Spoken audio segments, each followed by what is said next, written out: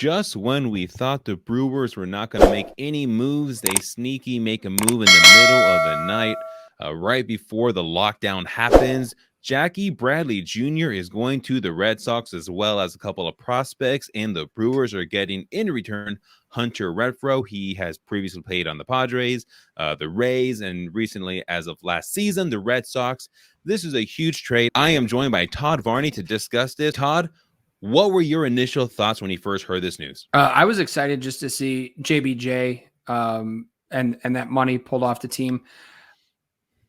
JBJ is a much better hitter than what we saw last year. Unfortunately, just couldn't shake it. We saw a few guys with the Brewers that just didn't hit like you're expecting them to. Yelich, Hira, both of them had down years. To me, I was kind of looking at this season where JBJ is either going to figure out how to hit the ball, and he's going to be your everyday left or right fielder, or he's not, and he's going to platoon with Lorenzo Cain in center field, and that's a lot of money to be paying two platoon guys out there in center field. And then you're asking Tyrone Taylor to do a lot.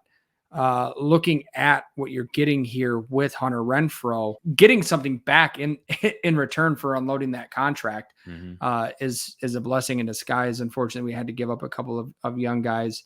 But I think you and I are on the same page when it comes to trading prospects, and that is let them go for proven talent. And that's exactly what Hunter Renfroe is. Comparing his numbers to who he's replacing in right field with Avi Garcia, they're nearly identical. Renfroe played in a few more games last year, had a few more plate appearances, a couple more home runs, batting average, they're 3 points off there. OPS, they're 4 points off. These are the same guys.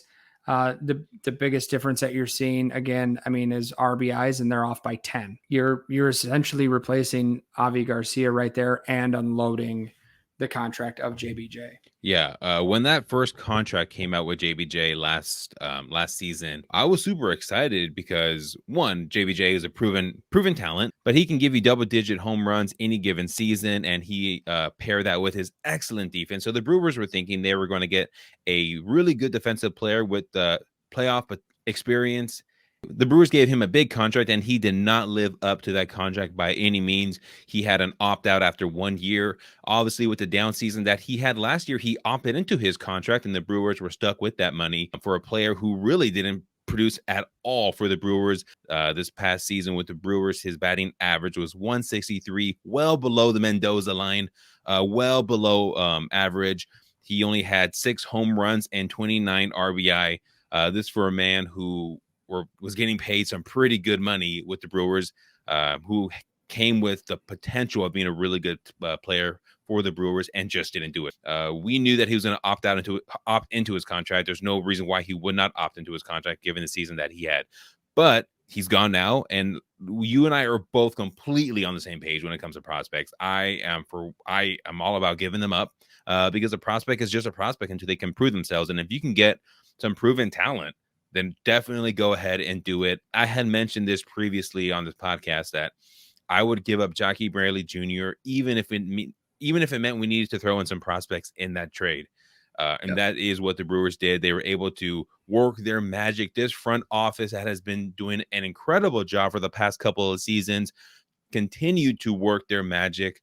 And we got Hunter Renfroe in exchange for Jackie Bradley Jr. and a couple of prospects. But just looking at the trade, first glance, it looks like a great trade for the Brewers, a good trade for the Red Sox too. They get some really good talent, some young prospects, and then Jackie Bradley Jr. goes back to where he performed really well. He played well with the Red Sox. There is that sentimental value in there as well. Yeah, absolutely, and I don't think that it really surprises anybody to see JBJ want to go back to Boston, especially after such a tough season that he had. I think as far as you were saying with prospects. You look at a guy like Lewis Brinson, who the Brewers had arguably the top farm system around. He was the top prospect there. They traded him for Christian Yelich. He was DFA'd yesterday. Prospects are exactly that. They're nothing but a prospect until they prove otherwise at the major league level. So, either of these guys, Alex Benelis or David Hamilton, either of those guys could become very good ball players at the major league level. But at this point, what Hunter Renfroe is going to mean to this team and what he's going to bring to this lineup next season is going to be worth taking that chance. Not only next season, this is only his second year of arbitration eligibility, so that could be 2 more years, depending on what happens with the new CBA, which we are approximately 45 14 minutes minutes. into the lockout. Oh, yeah, 45 So, minutes in, yeah. yeah, so there is officially no baseball right now. I'm just looking at his numbers for the past couple of seasons.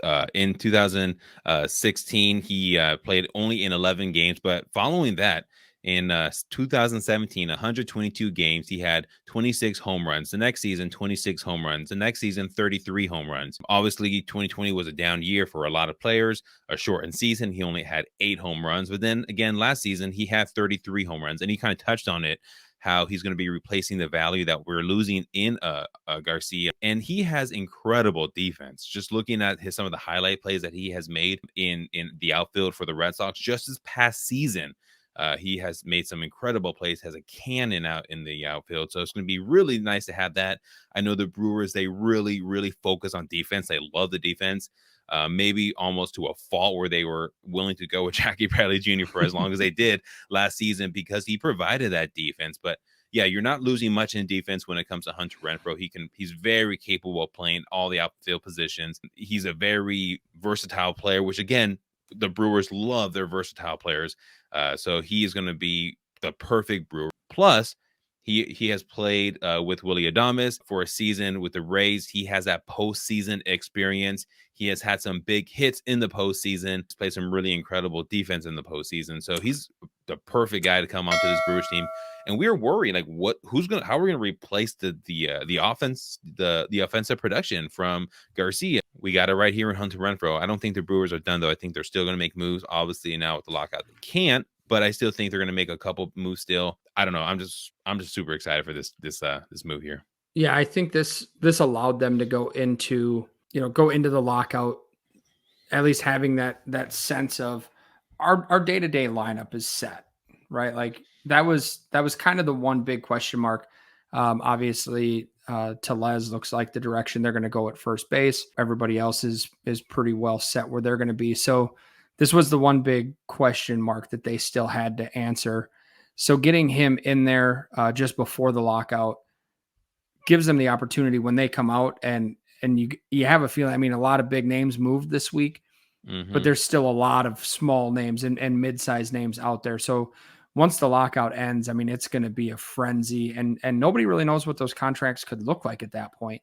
So right. I think getting him in here with the organization, that's going to help him start to mentally prepare to make that adjustment to, okay, I'm going to Arizona for spring training. Let me work that in. He knows where he's going to be. He can reach out to some of the guys. Like you said, he's played with Willie. He went to college with Brandon Woodruff. Mm-hmm. So he's got some connections with the players on this team to help make that transition, because I have a feeling that we're going to have regular season baseball. We're going to have a full season for the most part, but I see this pushing into spring training and making everything just a real quick frenzy, a modified spring training, and then pushing back out. But like you said, he does have that postseason pedigree, being with Tampa Bay in 2020 and then 2021 with the Red Sox. So he's been there. He's got familiarity with these guys. I think this is an excellent trade for the Brewers. I was looking at their lineup earlier today. We got Rowdy Tellez at first base. Colton Wong at second. Not the order, but just the players in this lineup: Adames, Urias, Narvaez, Yelich. And then I was looking at Jackie Bradley Jr. and Lorenzo Cain. And that's a good lineup, but that's not a lineup that's good enough to win a World Series. No. We saw that last season. The lineup didn't work. So now we're replacing Jackie Bradley Jr. and Lorenzo Cain, or Lorenzo Cain with Hunter Renfroe, or we can slide him into right. Tyrone Taylor doesn't have to be an everyday starter, because I don't know if he's good enough to be an everyday starter. He really excelled in the role that he was given, and I think that's a perfect role for him as that fourth outfielder. Lorenzo Cain, he's another year older. He's not getting any younger. And so just to be able to give him days off throughout the season, kind of rotate all four of those outfielders, that's going to be huge. You can get a bounce back year from Yelich. If you can get a really solid year from Adames again, from Urias again, Colton Wong picks up just where he left off. And then Rowdy Tellez, what is he going to give us? We don't know. That's the unknown. We saw him produce really, really well for the Brewers in a short sample size. Can he replicate that for a full season? if he can. Now this lineup looks so much more deeper. And plus, I'm sure they're going to make another move. I would love to see him add another bat. I don't know where it's going to be. If that DH does come, and if it comes, I would love to see them pick up a power bat to slide right into that DH spot. Well, Then and this lineup looks just so much better. yeah, and they've got, I mean, Keston Hiura is still there as an unknown. You know, I'm not willing to give up on him quite yet. Like I've said all season, you know, throughout the 2021 season, I will wash away the 2020 season for anybody. And then this year with Keston, obviously, you know, some personal issues going on with his mom being sick, and the firing of Andy Haynes means something. Like, Yeah. Keston Hiura, like we said, he wasn't the only one that had a down year. And so I think there's something to be said on that. So I'm expecting a bounce back. I don't know that we're going to see a 300 average and 30 home runs from the guy, but you know, if he platoons at first base with Rowdy Tellez and sees some left-handed pitching, plays DH a little bit, I think we're all right there. I look for this team. They did bring back Jace Peterson. I still look for them to go out and get another versatile left-handed bat, somebody that can play some outfield. Because right now, I mean, you're kind of handcuffed there unless you're going to put Jace Peterson in the outfield pretty regularly. You've only got one left-handed bat in the outfield, and we know Counsell likes to move his lineups around.